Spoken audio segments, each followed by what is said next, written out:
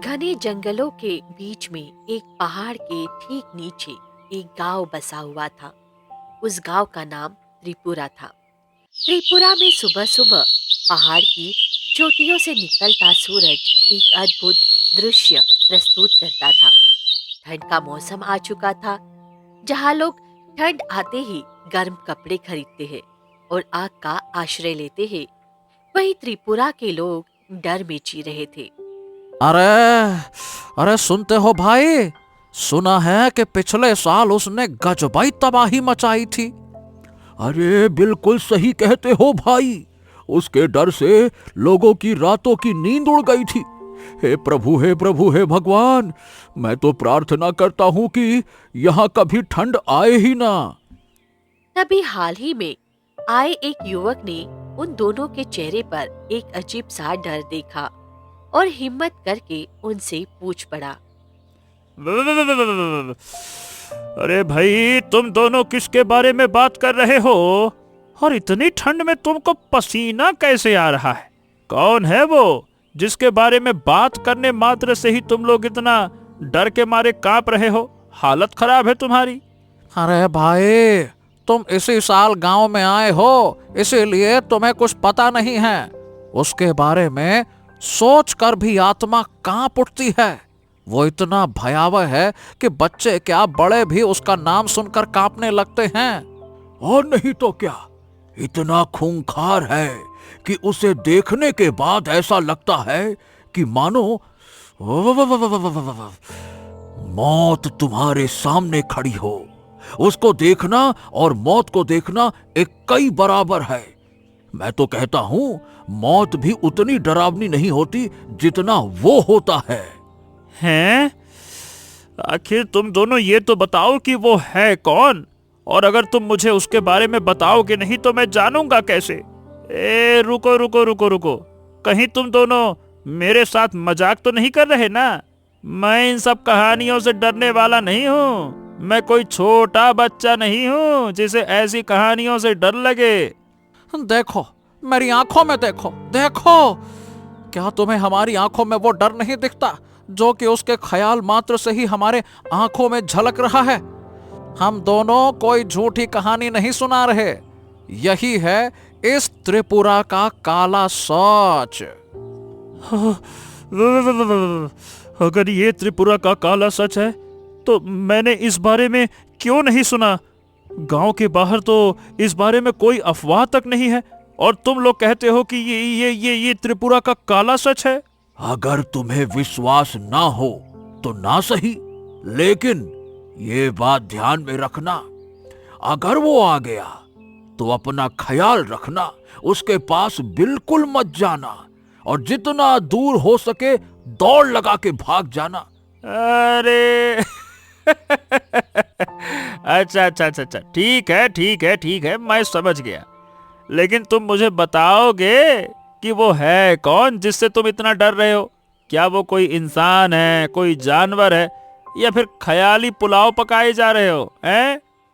भैया, हमने उसे अपनी आंखों से तो नहीं देखा। देख लेते तो हम तुम्हें कहानी सुनाने के लिए जिंदा नहीं रहते। लेकिन हाँ, सुना है कि वो ना ही कोई जानवर है और ना ही कोई इंसान। वो राक्षस है, राक्षस।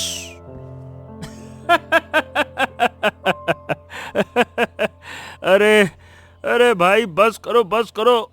अब तो मुझे गर्मी आ गई तुम्हारी बातें सुनकर। हंस हंस के लोटपोट हो जाऊंगा। वाह, क्या कहानी है! अगर तुम ये कहानी किसी और को सुनाओगे तो वो जरूर डर के मारे कांप ही उठेगा। पर मैं इन सब चीजों से डरने वाला नहीं हूँ।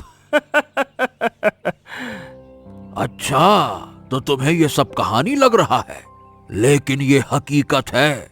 यहाँ सभी लोग उससे डरे हुए हैं। लोग उसके बारे में सोचने तक से घबराते हैं। बस करो काका, बस कर जाओ अब। तुम लोग आज मुझे हंसा हंसा कर मार डालोगे क्या? सोचने से कौन घबराता है? अरे बाप रे बाप। वैसे तुम दोनों नाटक भी बहुत अच्छा कर लेते हो। किसी नाटक कंपनी में भाग क्यों नहीं ले लेते? हाँ हाँ हाँ, रहने दो रहने दो, इसे समझाने से कोई फायदा नहीं। ये हमारी एक नहीं सुनने वाला। जब ये उसे अपनी आंखों से देखेगा तभी इसे यकीन होगा। चाहे हम इसे लाख समझा लें, इसे हमारी बात कहानी ही लगेगी। अच्छा, और तुम दोनों को क्या लगता है कि ऐसी फिजूल की बातें करोगे और मैं कहूंगा कि हाँ ये तो बड़ी हकीकत है? आहा, अरे धुर, आलूआ हकीकत। खैर, तुम दोनों कहानी बढ़िया सुना लेते हो। तुम्हारी कहानी सुनकर मुझे तो आज का मजा आ गया। चलो भाई, आज की चाय मेरी तरफ से। ये समझ लो, ये तुम्हारी कहानी सुनाने का इनाम है। वह तीनों वहां से चाय पीने के लिए निकल जाते हैं। गांव में आए उस नए युवक को ये सब कहानी लग रही थी, लेकिन उसे क्या पता था कि ये सब त्रिपुरा का काला सच था। उसी दिन शाम को पूरे गांव में ऐलान हुआ कि एक बहुत ही जरूरी मुद्दे पर मुखिया जी ने सबको अपनी हवेली में बुलाया है। ओ, इतनी रात को पूरे गांव को हवेली में बुलाना मतलब सरिता जरूर कोई बड़ी बात है। हाँ, मुझे भी यही लगता है। कहीं ये उस बारे में ही तो नहीं है जिस बारे में मैं सोच रही हूँ। मुझे भी यही लगता है। क्या उन्होंने उस समस्या का कोई समाधान निकाल लिया है? चलो, मैं उम्मीद करता हूं कि उन्होंने उस समस्या का कोई न कोई हल निकाल लिया हो, नहीं फिर इस साल फिर से वही बर्बादी होगी। अब ये तो वहाँ जाने पर ही पता लगेगा। आप वहाँ जाइए, मैं आरव को सुला दूंगी। खाना खाने के बाद किशन मुखिया जी की हवेली की ओर निकल पड़ा। किशन ने वहां पहुंचकर देखा कि गांव के बाकी लोग पहले ही हवेली पहुंच चुके हैं और पास ही में एक साधु बाबा बैठे हुए थे। मुखिया जी, आपने हम सभी गांव वालों को इतनी रात में यहाँ क्यों बुलाया है?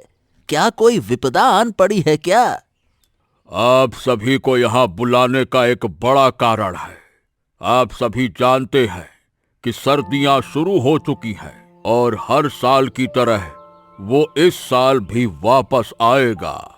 अरे मुखिया जी, आखिरकार ये गांव में आ कौन रहा है? मैं सुबह से सुन सुनकर थक गया हूँ, जिसके स्वागत में आपने सभी गांव वालों को इतनी रात को बुलाया है।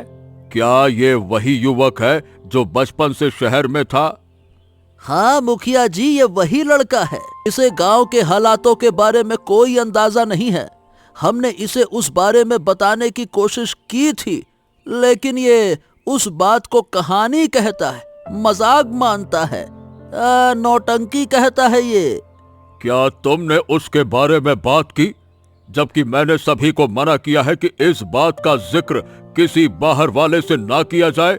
समझ में नहीं आता है क्या तुम लोगों को? मुखिया जी, ये लड़का कोई बाहर वाला नहीं बल्कि इसी गांव का है। इस बारे में इसे जानने का पूरा हक है। बाबा जी, आखिरकार ये सब कुछ चल क्या रहा है? मुझे तो कुछ समझ में नहीं आ रहा है। कहीं आप उस कहानी वाले राक्षस की बात तो नहीं कर रहे हैं जिसके बारे में मुझे इन्होंने बताया था? हाँ, मैं उसी की बात कर रहा हूं। तुम्हें गांव के हालात को समझने के लिए सारी बात शुरू से जाननी होगी। देखो, ये गांव पहले बहुत खुशहाल हुआ करता था। सभी लोग यहां बिना किसी डर के जीते थे। लेकिन 5 साल पहले पता नहीं क्या हुआ कि एक पहाड़ जितना बड़ा राक्षस हमारे गांव में आया और तबाही मचाने लगा। क्या? एक पहाड़ जितना बड़ा राक्षस? बाप रे! बाबा जी, मुझे लगा कि ये एक कहानी है। मुझे नहीं पता था कि सच में ऐसा कुछ हुआ है। समझ सकता हूं, इसमें तुम्हारी कोई गलती नहीं है। कोई भी ये बात सुनेगा तो उसे यही लगेगा कि ये कोई मन घड़ंत कहानी है। लेकिन त्रिपुरा के लोग ही जानते हैं कि ये कहानी सच है या मन घड़ंत। लेकिन बाबा जी, इस बारे में गांव के बाहर किसी को क्यों नहीं पता? बेटा, हमारा गांव घने जंगल और पहाड़ों के बीच में है। ये गांव एक तरह से स्वर्ग जैसा है। हम इस बात को बाहर नहीं जाने दे सकते, वरना हमारे गांव में कोई आना नहीं चाहेगा। इसीलिए मुखिया जी ने सबको चुप रहने का आदेश दिया है। अच्छा, तो ये बात है। और ठंड में कोई बाहर वाला यहाँ आता भी नहीं है, इसीलिए ये बात गांव के बाहर कभी गई ही नहीं। अच्छा, पर ये बताइए, क्या आप सब लोगों ने उस राक्षस को हराने की कोशिश नहीं की? अरे उस पहाड़ जैसे राक्षस को हराना किसी के बस की बात नहीं है। अरे किसी में उसे आंख उठाकर देखने की हिम्मत तक नहीं है, और तुम बात करते हो उसको हराने की। मुखिया जी, आपने हमें यहाँ ये कहानी बताने के लिए तो बुलाया नहीं होगा। अब ये कहानी तो हम सभी लोग जानते हैं। आपने जरूर इस समस्या का कोई न कोई समाधान ढूंढ लिया होगा। हाँ, तुम बिल्कुल सही कह रहे हो किशन। हमने समस्या का समाधान ढूंढ लिया है। वो राक्षस पश्चिम की ओर से हर अमावस की रात को आता है। हमने ये निर्णय लिया है कि हम लोग गांव से उसके लिए खूब सारा खाना पश्चिम की ओर जंगल में भेजेंगे, ताकि वो गांव तक पहुंचकर तबाही न फैला सके। अरे मुखिया जी, लेकिन वो राक्षस तो इतना खाना खाता है कि उसका पेट ही भर पाना बड़ा मुश्किल है, और ये कोई ठोस समाधान तो है नहीं। इससे हम उस राक्षस को रोक कैसे पाएंगे? बल्कि इससे तो वो और मजबूत होगा। उसकी भूख बढ़ गई तो वो गांव तक जरूर आ जाएगा। देखो, भले ही हम इससे उस राक्षस को रोक नहीं पाएंगे, लेकिन गांव में होने वाली तबाही से तो बच जाएंगे ना। इसके अलावा अगर तुम्हारे पास कोई उपाय हो तो तुम बताओ। मुखिया की बात सुनकर किशन चुप हो जाता है। सभी गांव वालों के पास मुखिया की बात मानने के अलावा कोई चारा नहीं होता। अच्छा, क्या आपको पक्का यकीन है कि इससे वो राक्षस गांव में नहीं आएगा? हमारे पास इसके अलावा और कोई रास्ता नहीं है, और तुम भी ध्यान रखना कि ये बात किसी बाहर वाले से ना करो। अच्छा, मेरी बात सुनो।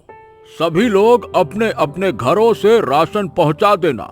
आने वाली अमावस 3 दिन के बाद है।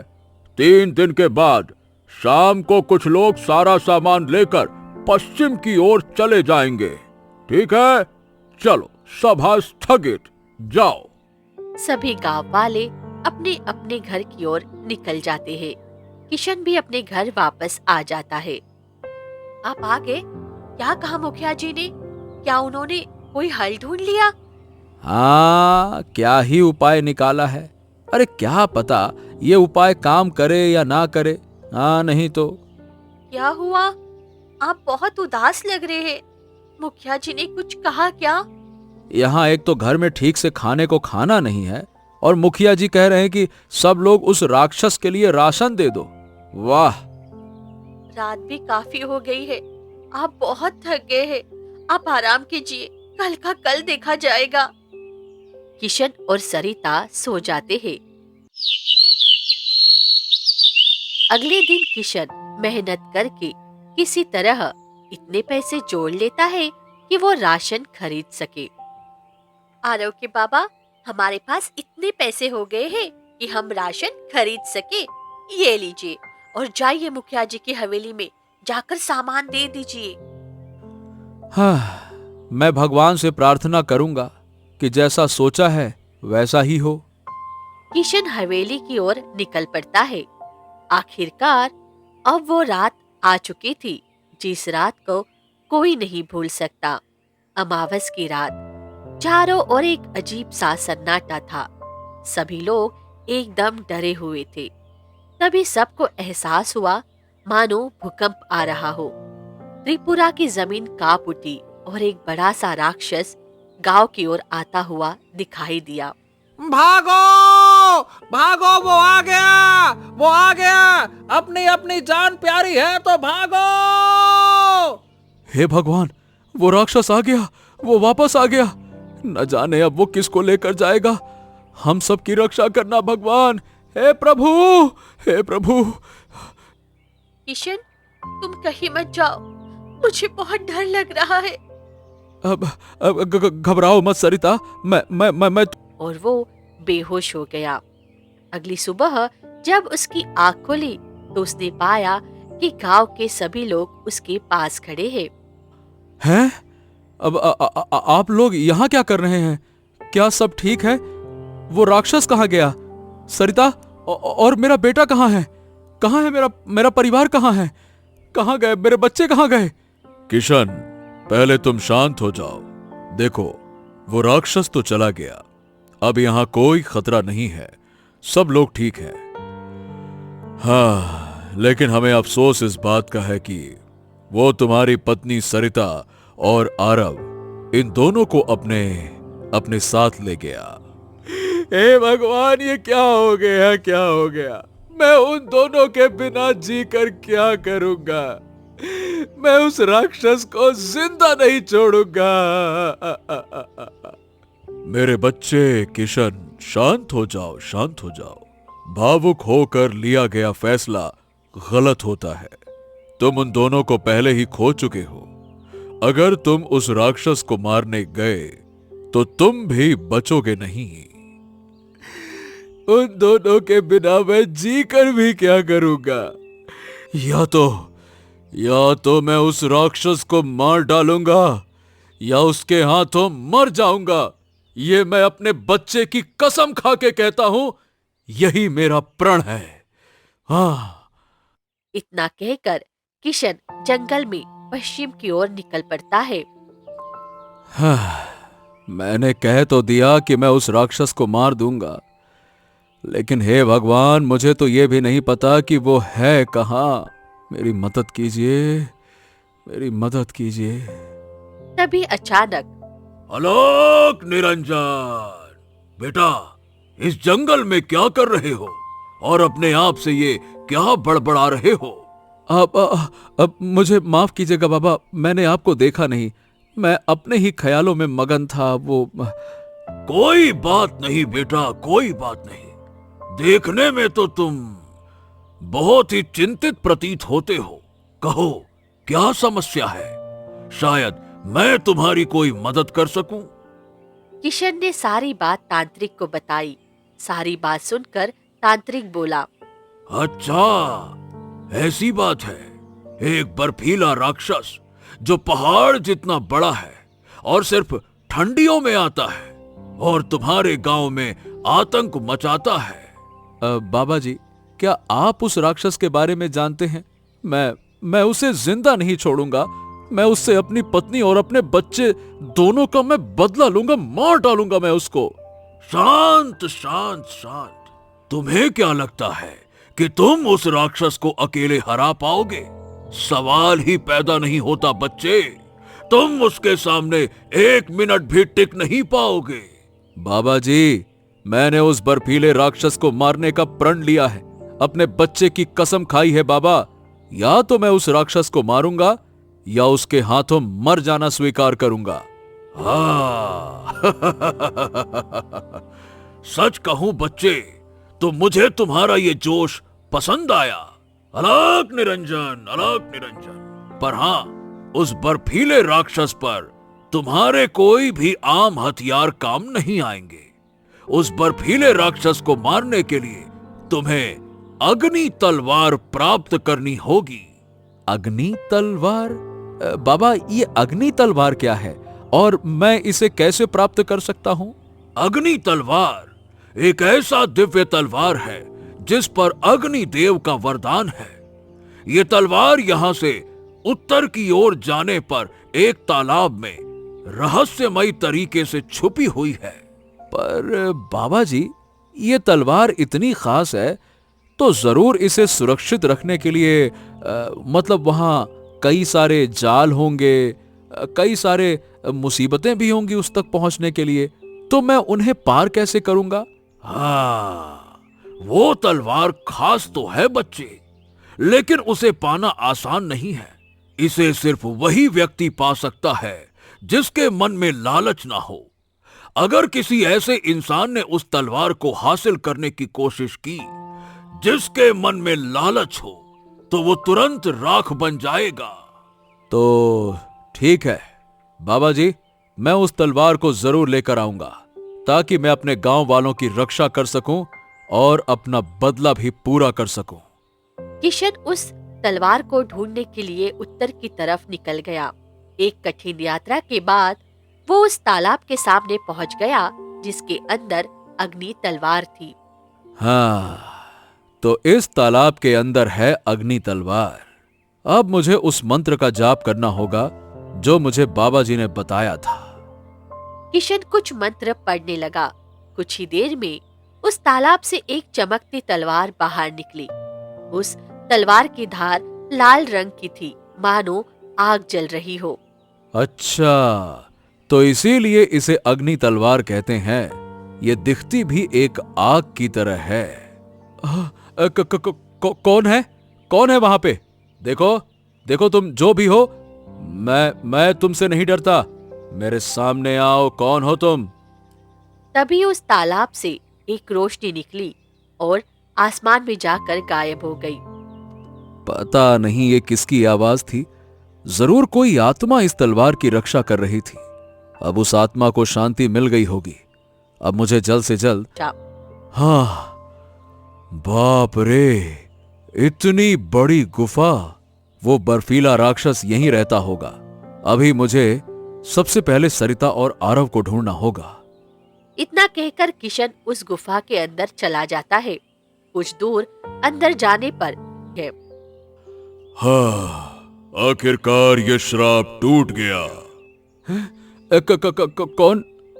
कौन हो तुम? मैं कोई दानव नहीं था, मैं बस एक साधु था। 5 साल पहले मैं ठंड के मौसम में अमावस्या की रात यहां आया था। मुझे बहुत ठंड लग रही थी। मैंने घर घर आश्रय मांगा, पर किसी ने मुझे आश्रय ही नहीं दिया। गांव के पश्चिमी छोर में स्थित एक पीपल के पेड़ के नीचे मैंने अपने प्राण त्याग दिए और श्राप दिया कि इस गांव में कोई भी ठंड में चैन से नहीं जी पाएगा। यह बर्फीला राक्षस मेरे ही श्राप का नतीजा है। बाबा जी, आपके साथ बहुत गलत हुआ। मैं आपकी आत्मा को शांति जरूर दिलवाऊंगा।